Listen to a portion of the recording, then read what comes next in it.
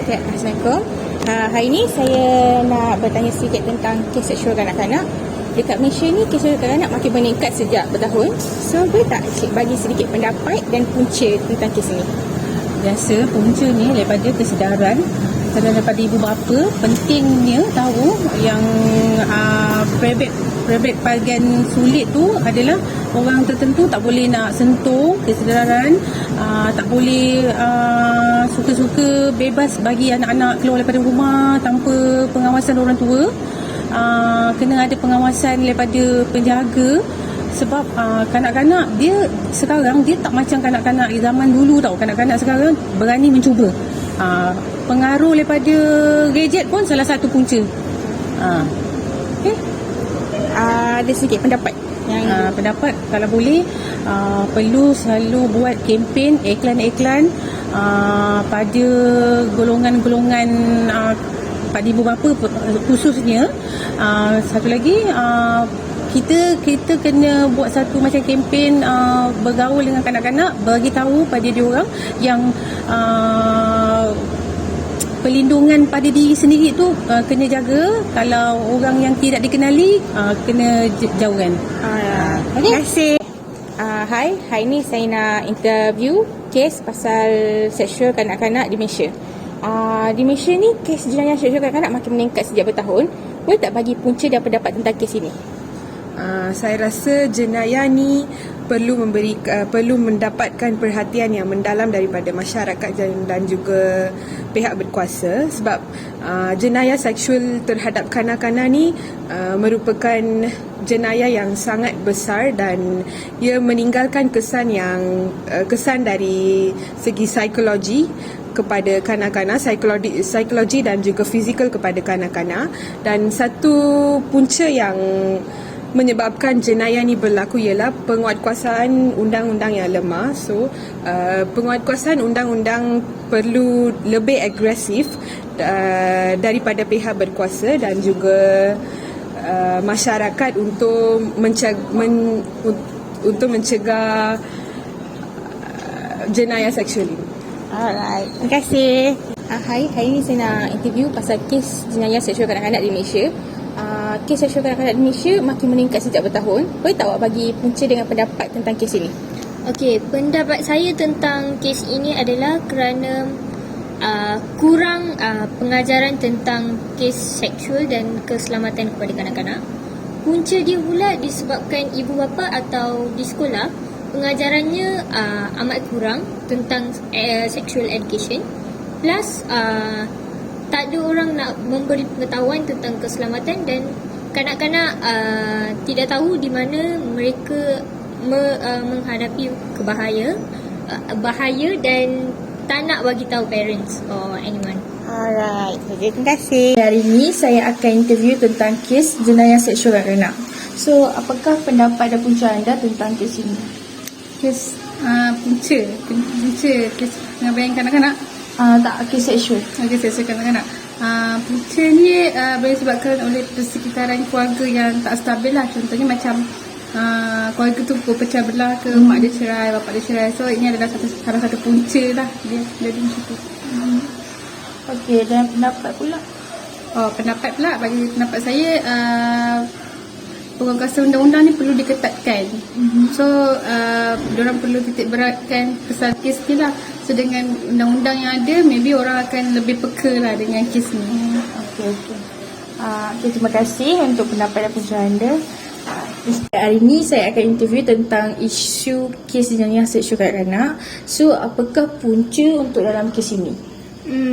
Pada pendapat saya, puncanya ialah persekitaran keluarga yang tidak stabil. Macam keluarga yang berpecah belah ataupun penuh dengan konflik, dan kadang-kadang pelaku adalah individu terdekat macam keluarga kita, penjaga kita. Okay. So, apakah pendapat anda tentang kes jenayah seksual ini? Pada pendapat saya, penguatkuasaan undang-undang yang lebih tegas dan ketat lah, supaya penguatkuasaan undang-undang perlu lebih agresif dan supaya mangsa mendapat pembelaan yang sewajarnya. Okay. Hai, hari ni saya nak interview sikit tentang seksual kanak-kanak di Malaysia. Seksual kanak-kanak di Malaysia ni makin meningkat sejak bertahun. So, boleh tak berikan sedikit pendapat dan punca tentang kes ini? Actually peningkatan masalah gejala sosial ni adalah salah satunya ialah penggunaan internet dan media sosial yang berleluasa lah. So kat situlah dia orang dapat lihat segala benda-benda yang tidak baik lah, macam so tiada orang kata memang tak ada tapisan kat situ, semuanya dia orang boleh tengok. So itulah yang membuatkan punca penambahan gejala sosial yang berluas. Boleh tak beri sikit pendapat? Kalau pendapat saya lah untuk masalah ini, kita perlu meningkatkan, memperketatkan lah undang-undang supaya pesalah lebih takutlah dalam hal ini. Alright. Terima kasih. Assalamualaikum. Hari ini kita bersama dengan salah seorang interview kita. Okay. Nama saya Nurwajiha Binti Zaidi daripada Jabatan Perdagangan. Okey, hari ini kita akan menemubual sedikit soalan tentang isu seksual kanak-kanak di Malaysia. Memandangkan di Malaysia sekarang mempunyai terlalu statistik yang tinggi untuk isu seksual kanak-kanak. Jadi, apa pendapat Encik untuk tentang isu ini? Nak kesan ke macam mana? Kesan lah. Boleh. Kesan. Okey, pada pendapat saya, seksual kanak-kanak ni dia akan memberikan kesan dalam jangka masa yang panjang lah, di mana kanak-kanak akan kurang mempercayai orang di sekelilingnya, dan yang kedua adalah mereka akan bertindak agresif terhadap orang sekelilingnya kerana ada masalah trust issue di mana dia tak percaya orang-orang sekeliling lah, kerana saya percaya bahawa masalah seksual kanak-kanak ni berlaku dalam lingkungan keluarga sendiri. Oh, okey, itu pada. Okey, boleh. Terima kasih, Cik. Assalamualaikum dan selamat petang. Hari ini saya akan menemubual seorang lagi warga Port Dickson. Okey. Pada pendapat Cik, apakah tentang isu pengabaian kanak-kanak sekarang ni? Apa yang Encik rasa? Okey, saya rasa ini membuatkan kanak-kanak zaman sekarang ni, diorang rasa diorang ni terlalu bebas tau. So tak ada siapa nak melarang diorang. So diorang buat ikut suka hati diorang je sekarang ni. So that's why diorang ni terlalu nakal, terlalu buas lah. Okay. Bagi Encik, apa puncanya yang berlaku sebabnya isu ni? Punca dia akibat pergaulan bebas, tak kira umur, tak kira jantina. So kat situ bila diorang berkawan dengan orang lagi berusia pada diorang ambil perangai-perangai buruk daripada orang lagi besar pada diorang tu, diorang bawa ke perangai diorang. So mulalah pergaulan bebas ni pula, lelaki dengan perempuan bersentuh, diorang pun tak kisah dah, tak tahu salah. So bila macam tu diorang rasa macam tak siapa nak larang, diorang makin berani lah buat perkara-perkara yang tak masuk akal ni. Okey, itu saja. Terima kasih. Okey, hai, selamat petang. Hari ini saya akan menemubual seorang warga Port Dickson. So hari ini saya akan tanya beberapa soalan, iaitu apakah pendapat Encik tentang isu pengabaian kanak-kanak di Malaysia sekarang ni? Okey, nama saya Turun Narul. Okey, isu pengabaian kanak-kanak sekarang ni, nombor satu adalah saya tengok ibu bapa tidak mengisahkan pasal kanak-kanak mereka. Apa yang diorang buat, tak mengambil tahu. So kanak-kanak zaman sekarang ni biasa tak ada lesen, ambil motor, ambil kereta, bawa ke sini ke sana, last masuk lokap. Bagaimana pula tentang dengan punca berlakunya? Okey, punca berlaku yang saya tengok adalah ibu bapa tak ambil kisah pun. Walaupun anak mereka akan bagi tahu, diorang pun tak kisah.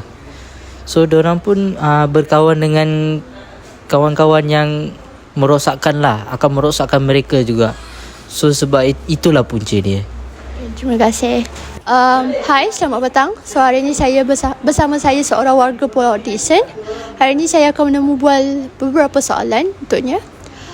So hai Encik, apa pendapat Encik tentang isu pengabaian kanak-kanak yang berlaku di Malaysia sekarang ni? Bagi pendapat saya, ibu bapa sekarang ni macam kurang beri perhatian kepada anak-anak mereka lah. Sebab faktor puncanya diorang kurang kesedaran dan pengetahuan ibu bapa tu. Itu bagi pendapat saya lah berkaitan isu yang anda bagi. Okey, sekian, terima kasih.